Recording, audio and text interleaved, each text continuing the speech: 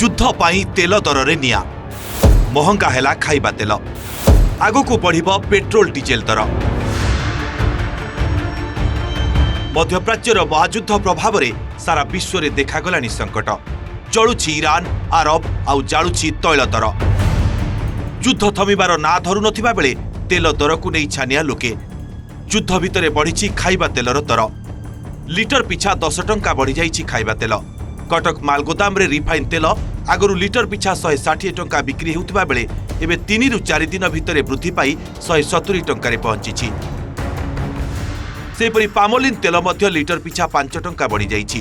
आगरु 140 टंका लिटर पिछा दर थिबा बेले एबे 145 टंका को वृद्धि पाइछि जाहाकि खाउटी को चिंता बढ़ाइछि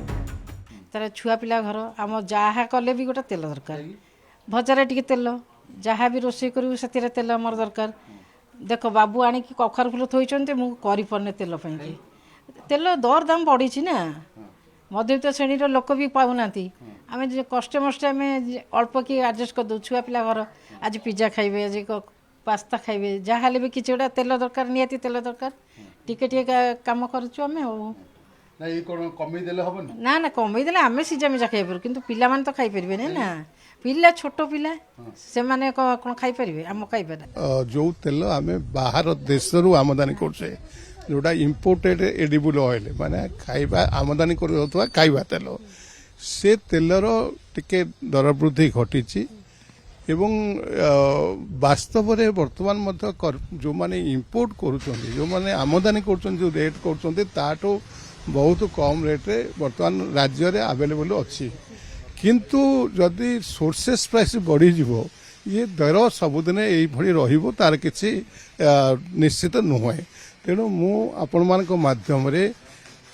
केंद्र सरकार को अनुरोध करी जे केंद्र सरकार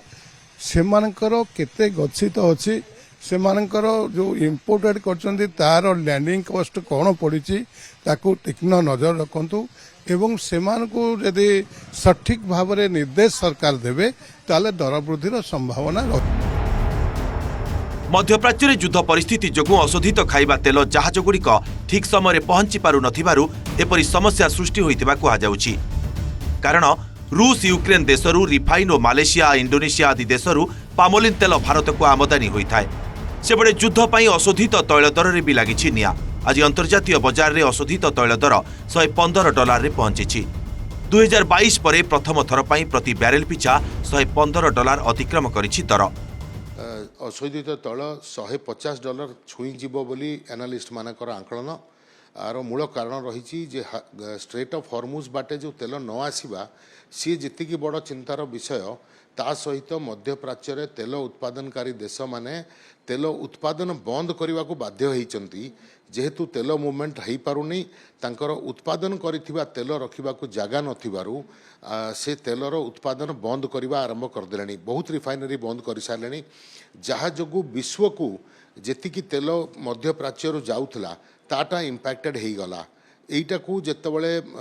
क्रूड ऑयल रो बेपारी माने देखुचंती से माने पैनिक सिचुएशन को आसिकिरी क्रूड ऑयल रो परचेज फ्यूचर रो कॉन्ट्रैक्ट गुड़ाक